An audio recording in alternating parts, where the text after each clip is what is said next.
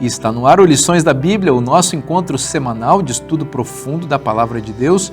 E hoje vamos continuar estudando o Evangelho de João, nos detendo especialmente no primeiro capítulo, que aparece o prólogo, esse texto lindíssimo, belíssimo e profundamente teológico que revela Jesus como Deus. É sobre isso e muito mais o Lições da Bíblia que está começando agora.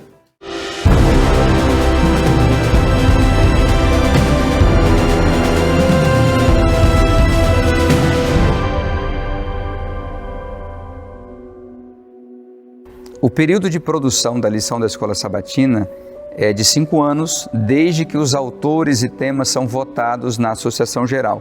Depois que os temas são votados, os autores têm um período ali, aproximado de 2 anos, para escreverem os guias de estudos.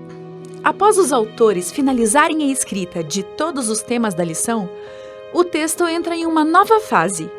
Ele é postado em uma plataforma, hospedado pela Conferência Geral, onde teólogos de várias partes do mundo têm acesso ao conteúdo.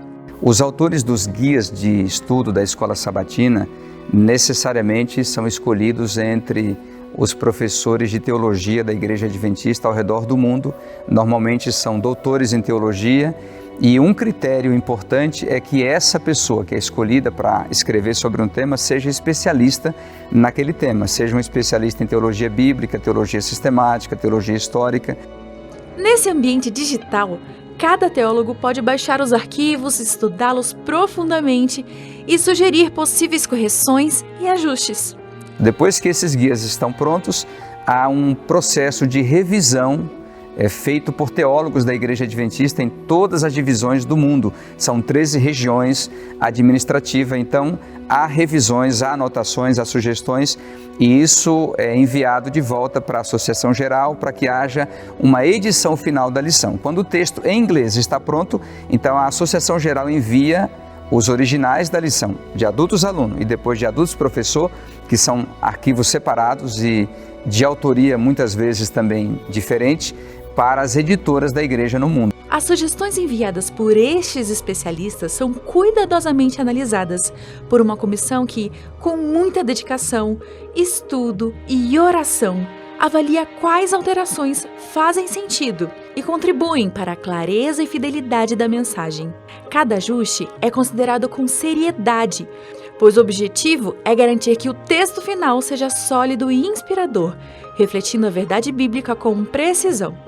Eu percebo realmente muitas vezes que a gente estuda os temas, e quando a gente começa a editorar aqui os textos e quando começa a estudar na igreja, a gente percebe que parece que aquele tema é adequado para aquele momento ali, sabe?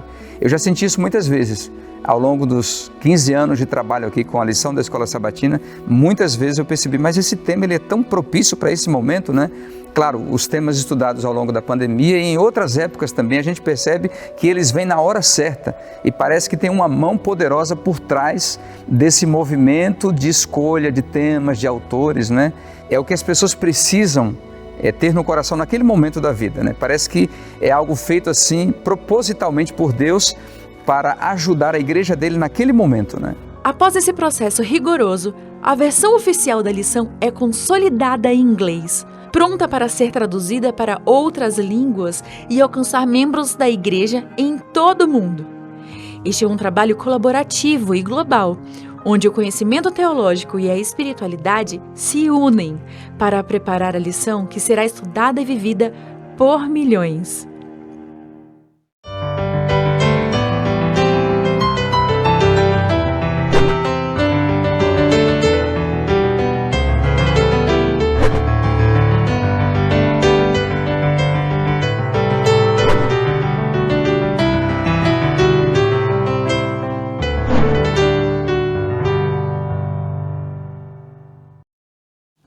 Nós já estamos juntos aqui à mesa para compartilhar com você a palavra de Deus. E a nossa gratidão a você que nos recebe na sua casa ou em qualquer outro lugar em que você esteja assistindo agora esse programa, que foi feito especialmente para levar o conteúdo de salvação para a sua vida, para a sua família. Muito obrigado por nos receber. Bom, você sabe que nós fazemos esse programa juntos. entre amigos, entre colegas de ministério, e eu quero apresentá-los mais uma vez, eles que estão conosco ao longo de toda essa temporada. Aqui à minha direita, o pastor Henrique Gonçalves, pastor da igreja do NASP Engenheiro Coelho. Henrique, seja bem-vindo. Muito obrigado, pastor Vinícius. Está sendo muito bom para mim participar aqui com vocês do Lições da Bíblia. Prazer o nosso. Pastor Elias Brenha, nosso ministerial aqui da região de Campinas, né, e as cidades adjacentes aqui. Amigo, seja muito bem-vindo mais uma vez. Obrigado, pastor Vinícius. Meu amigo, bom estar aqui, né? Porque, afinal de contas, aqui a gente aprende, né? Mais do que ensina. É uma verdadeira aula de teologia e tantas coisas boas, né? É um privilégio. Que bom, muito bom estar com vocês. Pastor Wilson Paroski, nosso professor de teologia de Novo Testamento, que é bom recebê-lo mais uma vez. Obrigado, pastor. É uma alegria estar aqui. Vou pedir o senhor para fazer uma oração para nós, por favor. Nosso Deus e Pai, mais uma vez a Tua palavra será aberta. Estamos estudando o Evangelho de João e te pedimos que nos assistas com o Teu poder, com a Tua graça. Amém. Guiando, iluminando os nossos pensamentos, nossas palavras, que tudo seja feito e dito para a Tua honra e para a Tua glória. Em nome de Jesus, amém. Amém.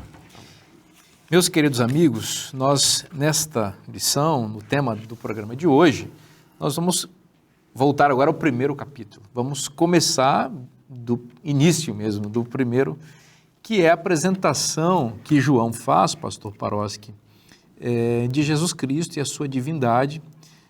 É o prólogo de João, ou seja, são as primeiras palavras que João diz para introduzir o seu livro. E esse é um texto de riqueza espiritual, teológica, literária, enfim, sobre todos os prismas que olharmos esse texto, nós vamos enxergar a beleza, a qualidade, a profundidade. E eu gostaria de ouvir as suas primeiras impressões sobre a introdução do livro de João. O chamado prólogo de João é a passagem que vai do versículo 1 até o versículo 18. Prólogo significa introdução, é a introdução do Evangelho. E é interessante nós notarmos que esta introdução, este prólogo, ele está dividido em 3 partes. A primeira parte é até o versículo 5, onde ele descreve o Logos. Logos é uma palavra grega que significa simplesmente palavra. Okay. Palavra. Na maioria das nossas traduções portuguesas, ela aparece como verbo. Isso tem a ver com a noção de que verbo é algo dinâmico. Mas nós temos a Nova Versão Internacional, por exemplo, que traduz como palavra. É o Logos. Então, nesses primeiros 5 versículos, João fala de Jesus em seu estado anterior à encarnação. Aí nos versículos 6 até o versículo 13, ele vai falar então do ministério, do Logos encarnado. E no versículo 14 em diante, até o 18, ele vai trabalhar com alguns conceitos relativos a Jesus. Nesta primeira parte, no princípio era a palavra estava com Deus e a palavra era Deus. Muito interessante que João começa o seu evangelho da mesma forma que Gênesis começa. Na mente de qualquer judeu, quando ele ouvisse no princípio, imediatamente seus pensamentos se voltariam para o livro de Gênesis. E o que nós lemos em Gênesis? No princípio criou Deus os céus e a terra. No princípio, Deus. É assim que a Bíblia começa. João agora, ele fala, no princípio era o verbo, a palavra. Mas não era Deus? Sim, ela estava com Deus. A palavra estava com Deus. Mas para que a palavra para que a palavra pudesse estar com Deus, só pode significar uma coisa, que a palavra era Deus. Então aqui ele estabelece a pré-existência de Jesus. Logo de cara, qual é o princípio? O princípio é o ponto em que tudo aquilo que teve um começo, começou. No princípio, Deus criou céus e terra. O princípio marca o ponto de partida de tudo aquilo que teve um começo. Ok. E o que João fala? No princípio era. Anterior ao princípio, então. Ele já estava lá naquele ponto em que tudo aquilo que teve um começo, começou, ele já estava lá. No princípio era a palavra estava com Deus, Deus não estava sozinho. E para que isso acontecesse, a palavra tinha que ser divina. Então, a palavra era Deus. Aqui ele estabelece claramente a pré-existência e a divindade de Jesus, logo de cara. E o versículo 2 ele enfatiza, ele repete, ele estava no princípio com Deus. Isso, só completando, Pois não. isso significa que Jesus mesmo, em primeiro lugar, é incriado, ou seja, ele não é criado. Porque o princípio é o ponto em que tudo aquilo que teve um começo, começou. Naquele ponto Jesus já existia. Então Jesus é incriado. E para ele estar com Deus, significa que ele era Deus. E é o que Jesus vai dizer ao longo deste evangelho, em seus discursos. Eu e o Pai somos um. Aqui, então, o evangelista João está chamando Jesus de a palavra, que é uma tradução da palavra grega logos, Isso. que significa exatamente palavra, e foi traduzido em algumas versões, como o senhor mencionou, como verbo. É curioso pensar por que, não é, João chama Jesus de a palavra. Poderíamos elaborar um pouquinho sobre isso? Não é fácil respondermos com segurança o por que João usa o termo logos para se referir a Jesus. Uma possibilidade é como é que Deus cria todas as coisas no Gênesis? Com a palavra. É pela sua palavra. O salmista vai dizer, os céus pela sua palavra se fizeram. Talvez João tivesse isso em mente quando ele utilizou a palavra para Jesus. É a palavra criadora de Deus. Uma outra possibilidade é porque nos dias de João, os judeus evitavam se referir a Deus diretamente, por uma questão de reverência. Então, às vezes, eles queriam se referir a Deus, mas eles falavam a glória de Deus, Ok. ou a palavra de Deus, ou o poder de Deus, para se referir a Deus. Então, esta é uma outra possibilidade. João esteja apenas sendo um bom judeu aqui, Ok. que utiliza o termo com reverência. Terceiro Então, mandamento aí. Né? mas é difícil nós sabermos com exatidão o porquê que ele o faz. Mas não há dúvida de que no contexto ele está deixando bem claro que a palavra, Cristo, não é? Cristo é anterior àquele princípio e se ele é anterior, ele só pode ser Deus. Antes do princípio, esse é o domínio de Deus. Depois do princípio, é o domínio da criação. Cristo pertence ao domínio de Deus. Eu lhe fiz essa pergunta porque talvez para uma pessoa talvez mais desavisada pudesse pensar que aqui há uma divinização daquilo que Deus fala. Mas aqui Jesus é o portador da palavra divina e ele é o ser divino que pronuncia essas palavras. E como o senhor mencionou, acho que essa segunda colocação, eu penso que faz bastante sentido, porque João era de fato um judeu, estava debaixo da lei, como todos nós estamos, e ele teve cuidado de, quem sabe, preservar o nome de Deus, usando uma expressão que se referia indiretamente a Deus. Por exemplo, Mateus, quando se refere ao reino de Deus, ele utiliza principalmente a expressão reino dos céus, Ok. Para não falar o nome de Deus. para não citar o nome de Deus. É uma forma de reverência. Muito, muito curiosa essa colocação. Mas eu acho interessante também essa colocação do pastor Paroschi, quando ele disse que João abre o livro dizendo no princípio era o verbo, né? Ou seja, Jesus ele é antes do princípio, né? Então esse é o conceito da pré-existência e esse conceito no Evangelho de João tanto pré-existência como eternidade, como divindade, eles caminham juntos, né? Porque quando você fala em em pré-existência ou eternidade, você está falando em algo no passado, no presente e no futuro. Você agrega os 3 momentos da história de uma pessoa, aqui no caso, Deus, né? Então, uma coisa importante aqui, que eu vejo que a gente também precisa considerar, é que esse conceito da pré-existência de Deus, ele não é apenas um conceito joanino. Ele permeia a Bíblia, né? Ele permeia a Bíblia, no princípio, desde o Gênesis até o Apocalipse.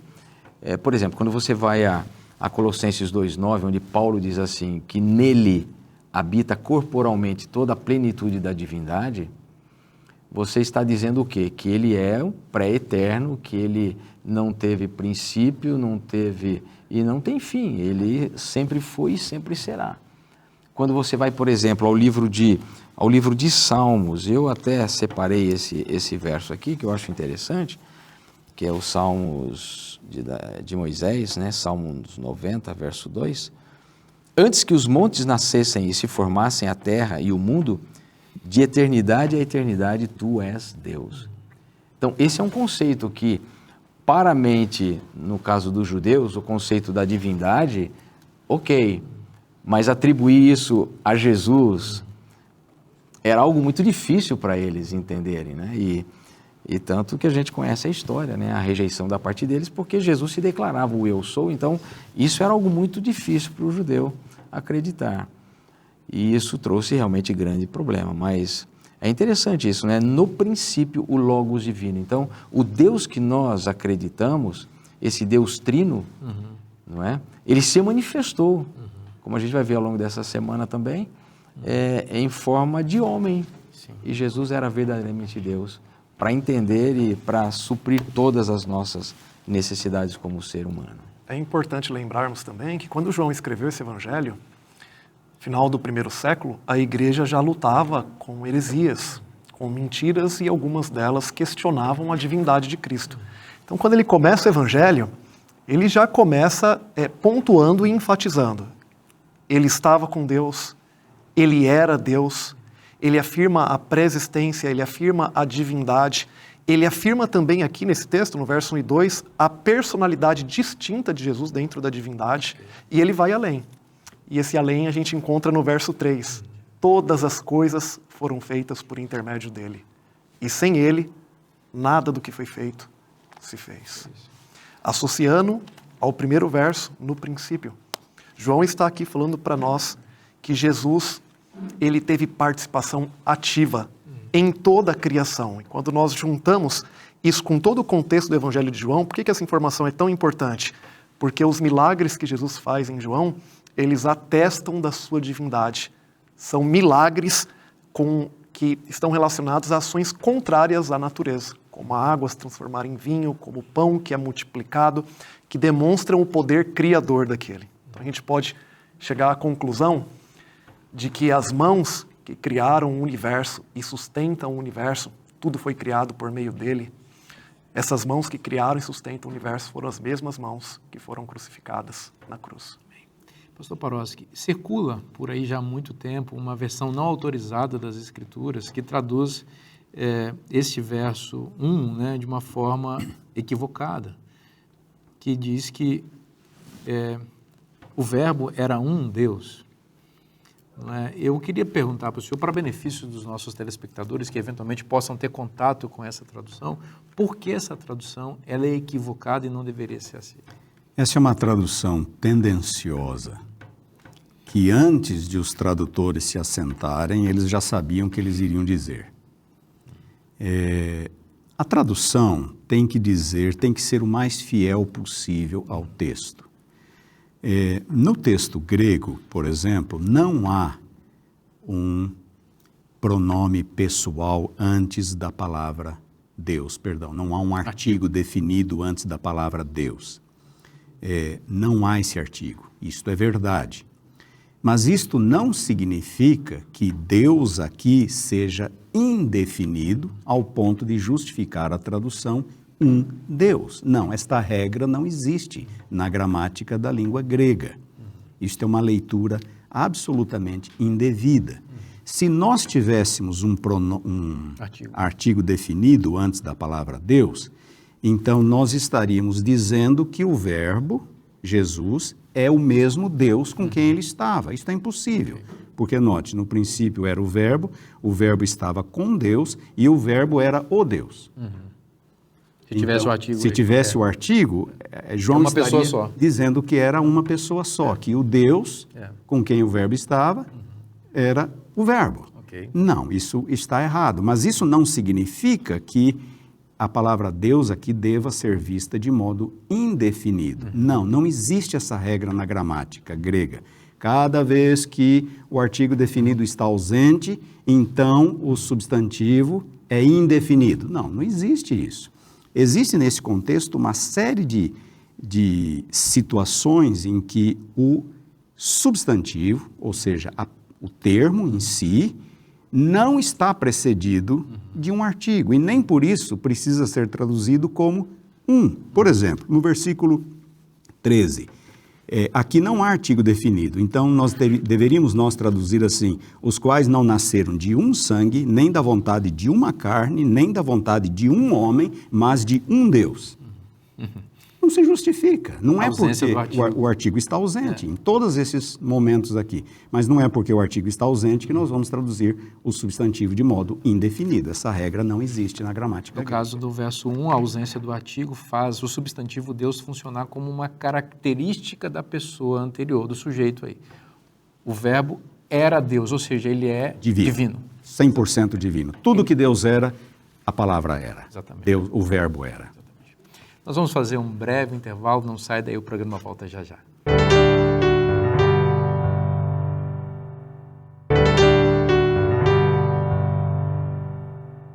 Estamos de volta com o programa Lições da Bíblia e continuando estudando a Palavra de Deus com você. Antes, porém, eu gostaria de fazer uma recomendação especial do coração para você. Todo mundo quer ter saúde, né? Todo mundo quer ter uma vida saudável, quer viver bastante, quer curtir a família.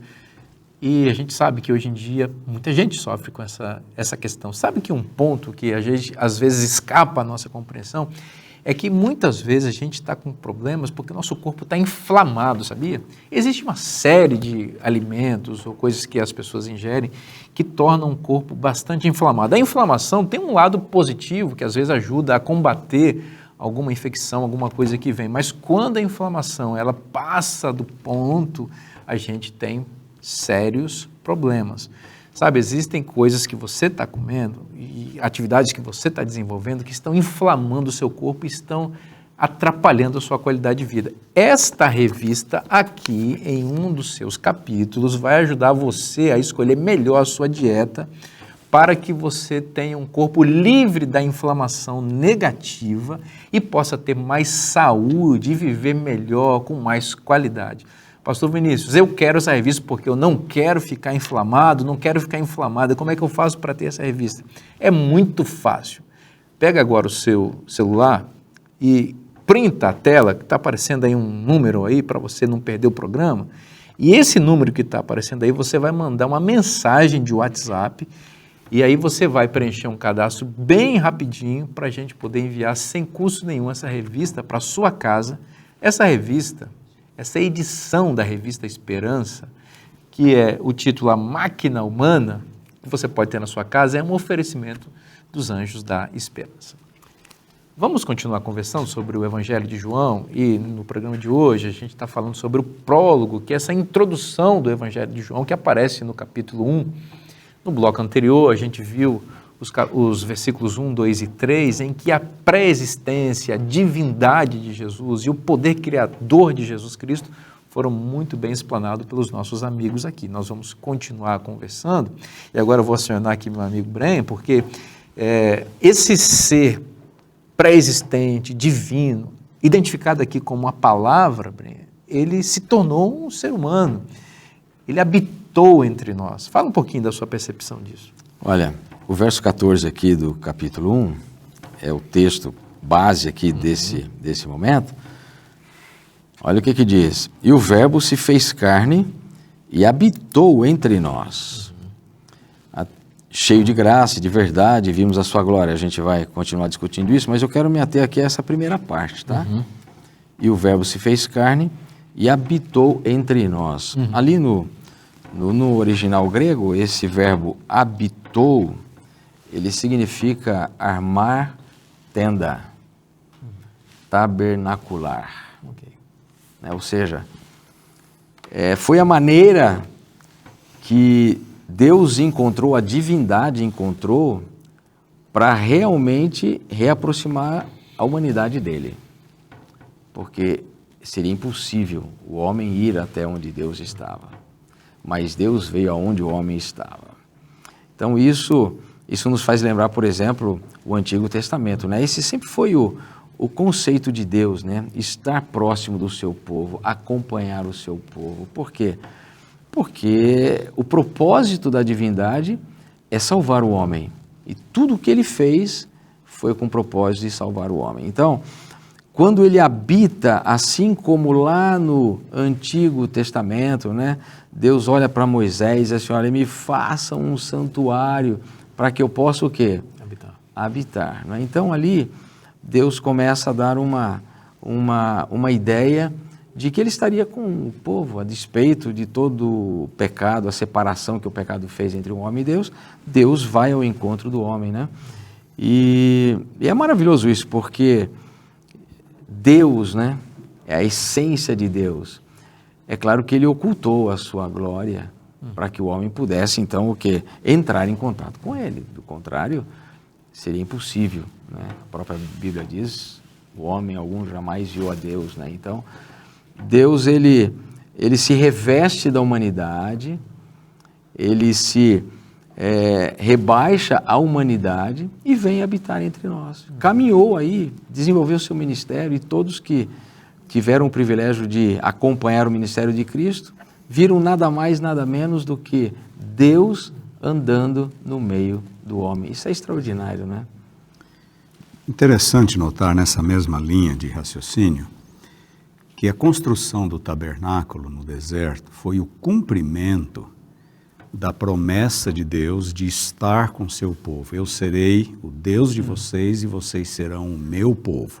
Ele faz essa promessa a Abraão, a Isaac, a Jacó, e ele repete essa promessa a Moisés. Então ele tira o povo de Israel do Egito com a intenção de torná-lo seu povo, para que ele fosse o Deus deles. E essa é a relação de concerto. E essa relação de concerto, ela cumpre, ela alcança o seu cumprimento no momento em que Moisés, então, constrói o tabernáculo para que Deus venha habitar no meio do seu povo e a glória de Deus enche o tabernáculo. Mas ali, o povo de Israel não tinha acesso. Era só o sumo sacerdote que entrava no Santíssimo uma vez por ano. Deus estava no meio deles, mas Deus estava velado. E agora João diz, o verbo se fez carne e habitou entre nós e vimos a sua glória. O cumprimento da promessa, ele vai um passo além agora, com a encarnação. Não podia ser visto no tabernáculo, agora estava sendo visto em Cristo. Aquilo que era velado entre as cortinas do tabernáculo, agora se torna visível. Deus está entre nós. A todos. A todos, visível a todos. E a glória que é vista são as suas ações divinas. Agora, o povo tem a oportunidade de entrar numa relação de concerto com Deus de uma forma que no Antigo Testamento não era possível. E olha como isso é importante para articular, inclusive, a teologia que João desenvolve no seu livro, porque os sinais, que são os milagres que ele faz, nós vimos em semanas anteriores, são manifestações da sua glória. Então, esta glória, que agora está revelada a todos, estava expressa exatamente nas atitudes de Jesus, ao mostrar a sua divindade. Né? Sim, sem dúvida nenhuma. Uma outra coisa interessante, que para mim, no uso dessa expressão, muito bem explicada por você, Brenha, que habitou, tabernaculou, armar uma tenda, evoca uma noção de peregrinação também, porque os patriarcas, eles eram homens peregrinos. A Bíblia diz a respeito de Jacó que ele habitava em tendas, assim Abraão também, assim também Isaac.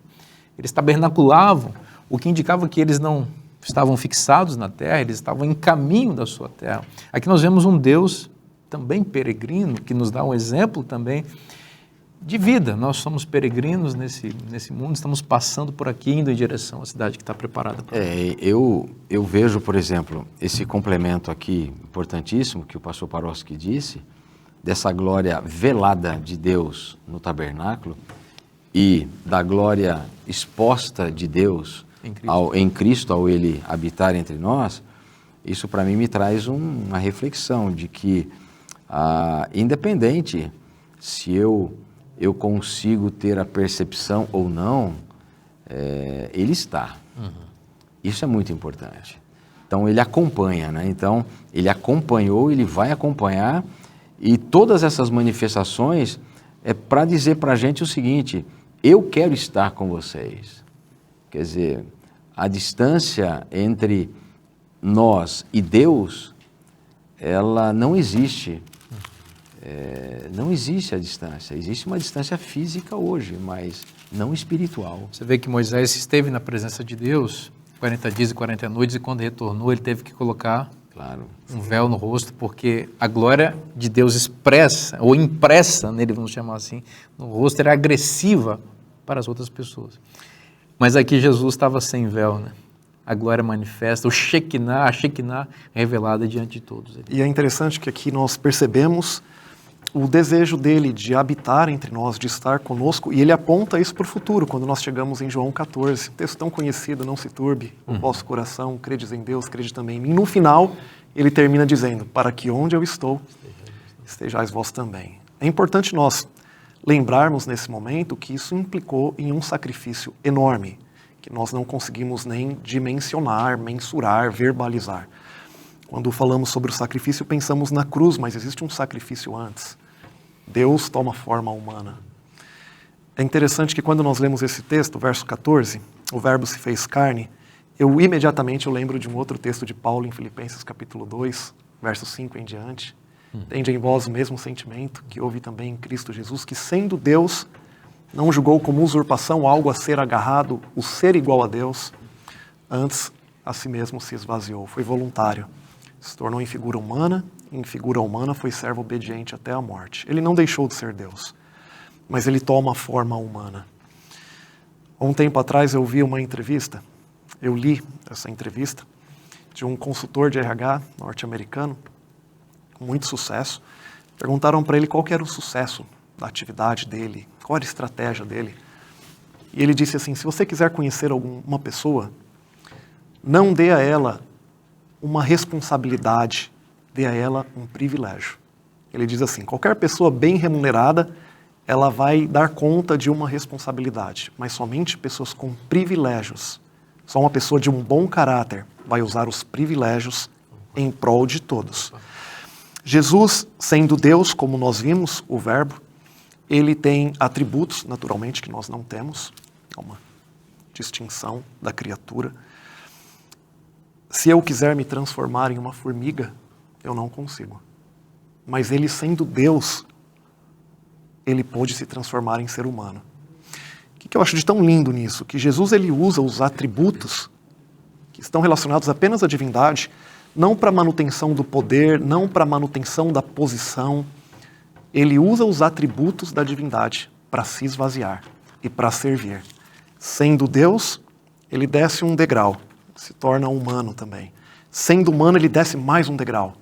Ele se torna um servo obediente até a morte. E ele desce esses 2 degraus, ele se esvazia. Isso implica num grande sacrifício. A irmã White diz que já seria um grande sacrifício tomar a forma humana antes do pecado. Ele toma, depois da queda, não possuiu naturalmente natureza pecaminosa, mas o corpo já não era do tamanho do corpo de Adão. Ele toma esse corpo para que ele pudesse estar conosco, não somente nesse momento que João mencionou, mas para que pudéssemos estar com ele por toda a eternidade. Muito lindo isso. Como entender, pastor Paroski, eu sei que é complexo, a gente entra nos meandros da divindade, dos mistérios, né? Mas essa conexão entre as naturezas divina e humana em Cristo, né?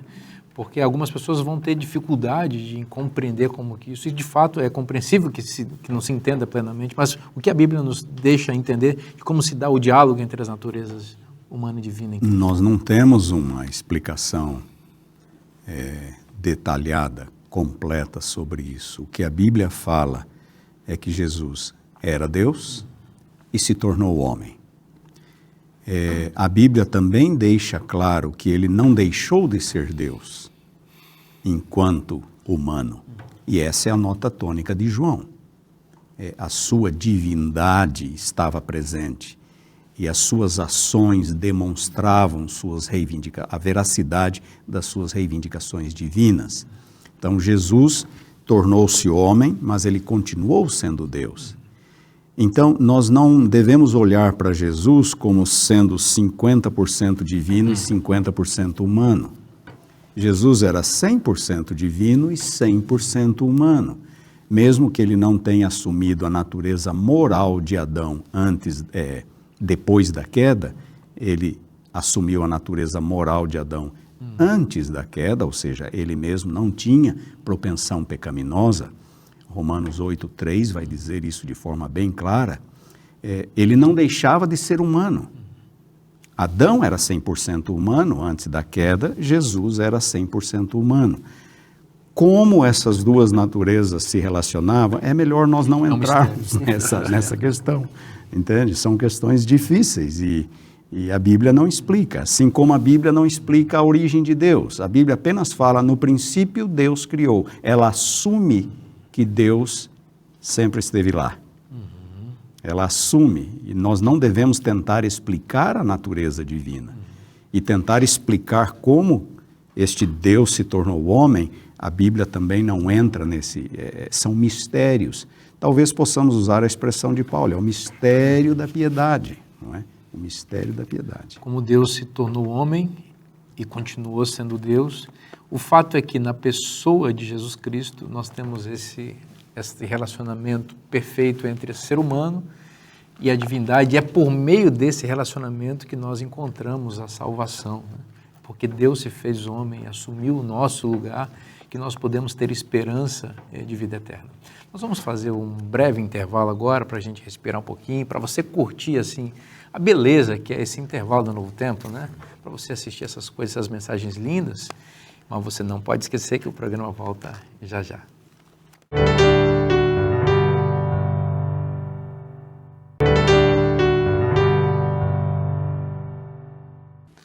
Nós já voltamos aqui para continuar conversando com você sobre o Evangelho de João.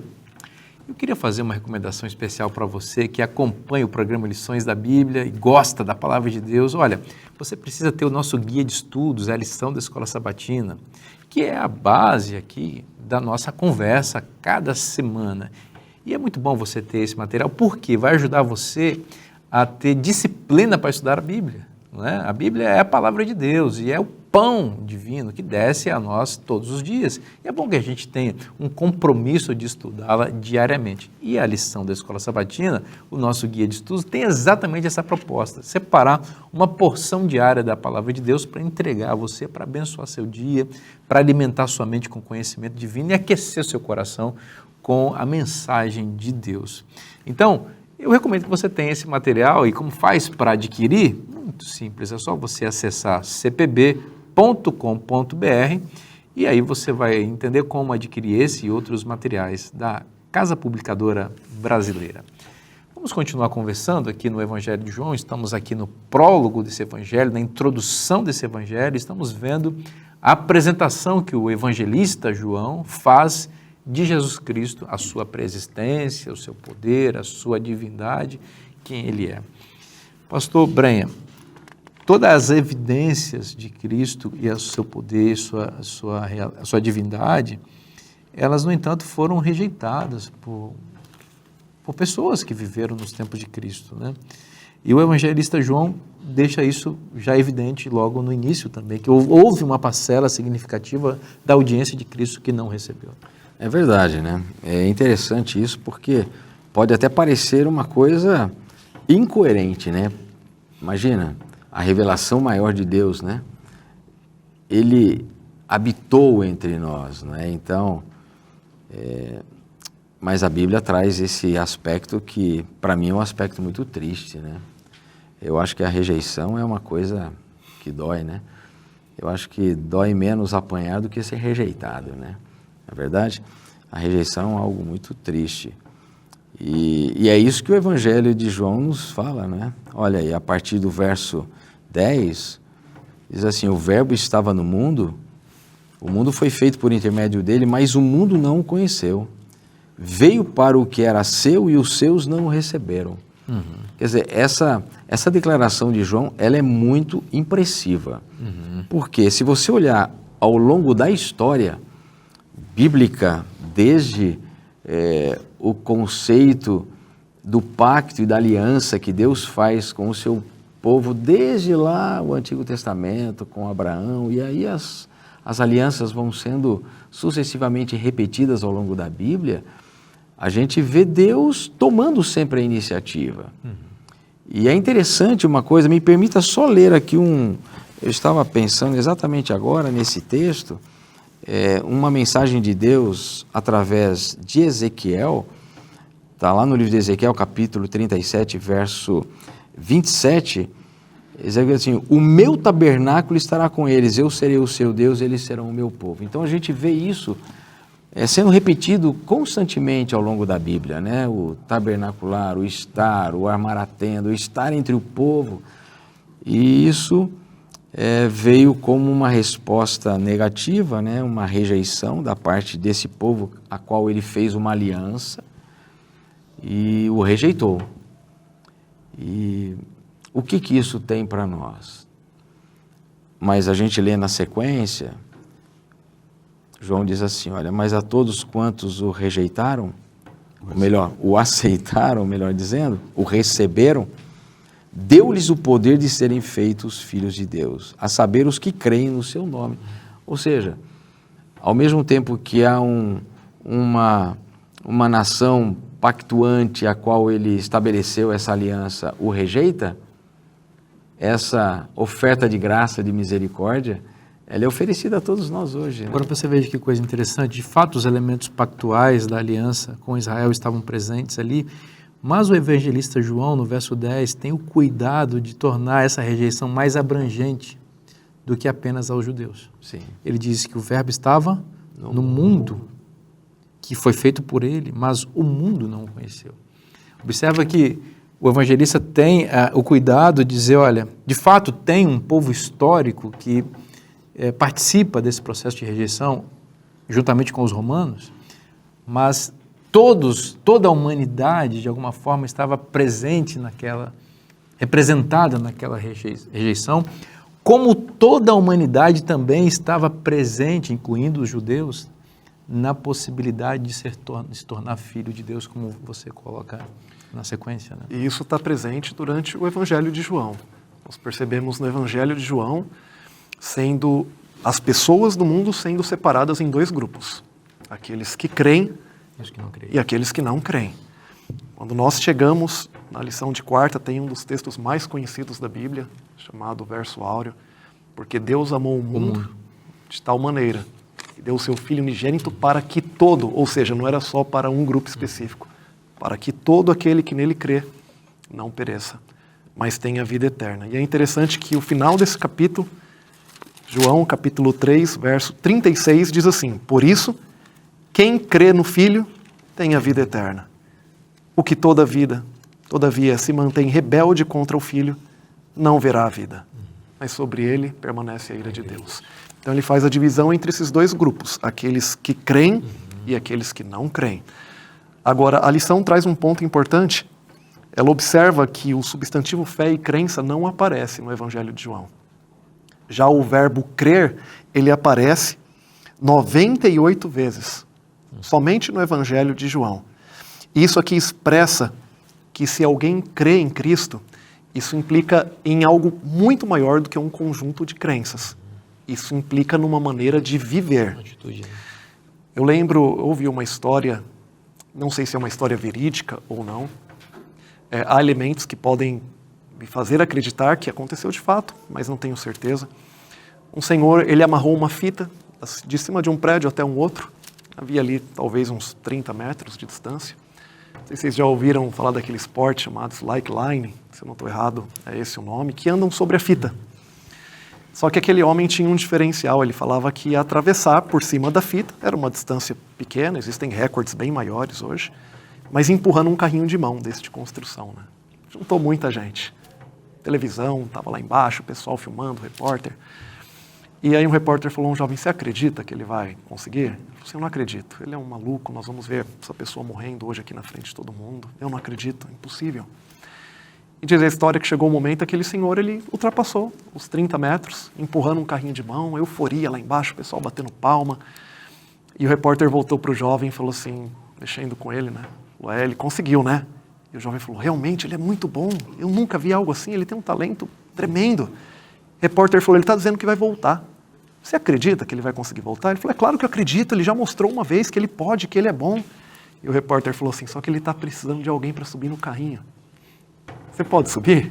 Ele falou, não, mas aí não, né? Eu fico pensando, sim, em alguns momentos não é a nossa atitude, nós falamos, nós acreditamos. Eu acredito que Deus tem poder, eu acredito que Ele é real, acredito que Ele pode ajudar e conduzir a minha vida. Mas nos momentos mais desafiadores, quando ao lermos a palavra nós entendemos Deus pedindo para a gente subir, permitir Ele guiar, nós muitas vezes recuamos. O que Ele está nos ensinando aqui é que há uma diferença entre aqueles que creem e aqueles que não creem, mas aqueles que creem, isso impacta a vida.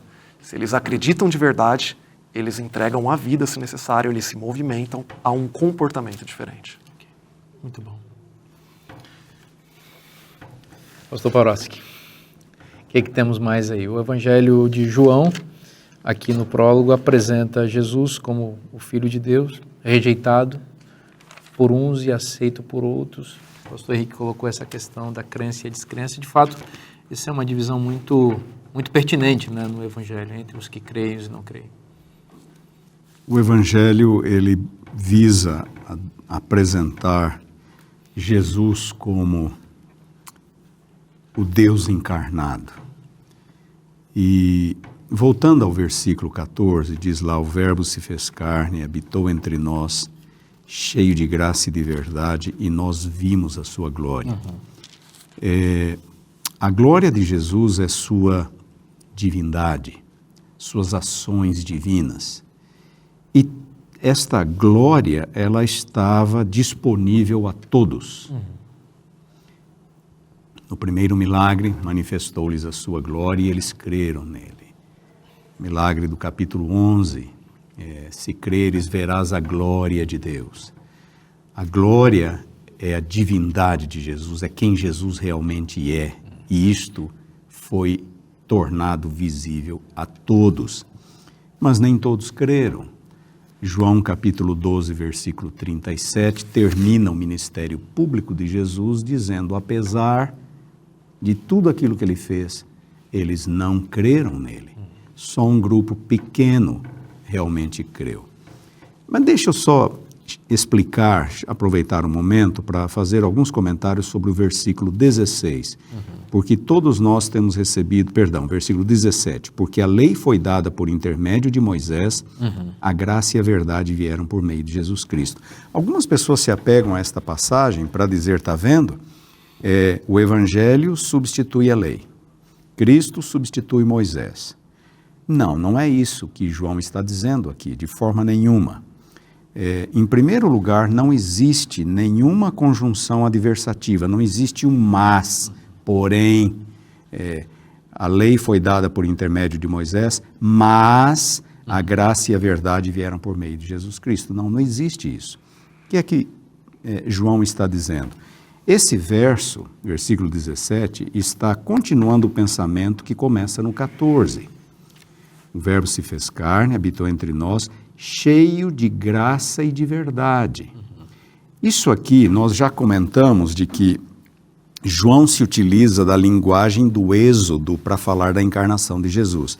Me farão um santuário, um tabernáculo, para que eu possa habitar no meio deles. Aí a glória de Deus vem, enche o tabernáculo, e agora Jesus arma o seu tabernáculo por meio da encarnação, e nós vimos a sua glória.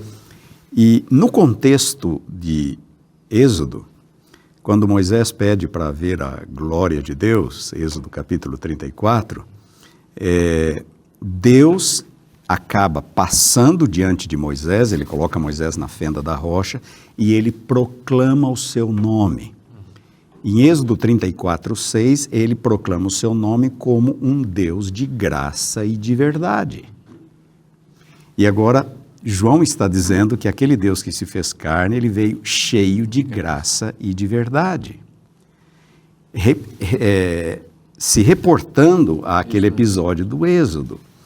Então, quando ele diz aqui, a lei foi dada por intermédio de Moisés, ele está apenas afirmando um fato histórico. Deus deu sua lei por intermédio de Moisés. Mas a graça e a verdade que se apresentaram pessoalmente por Deus lá, foram reveladas agora pessoalmente por Jesus Cristo. Então, Moisés não foi um intermediário da graça e da verdade. Lá veio diretamente de Deus e aqui diretamente de Cristo. Que coisa maravilhosa poder estudar a palavra de Deus e aprender coisas tão especiais, tão preciosas como essa. Jesus é o Filho de Deus, ele se tornou homem para salvar aqueles que creem nele. O convite de Cristo hoje é para que você creia nele, em sua palavra e aceite-o como Senhor e Salvador da sua vida. Esta oferta maravilhosa está na Bíblia. E se está na Bíblia, é bom para você. Nós esperamos você na próxima semana. Que Deus te abençoe muito. Um forte abraço e até lá.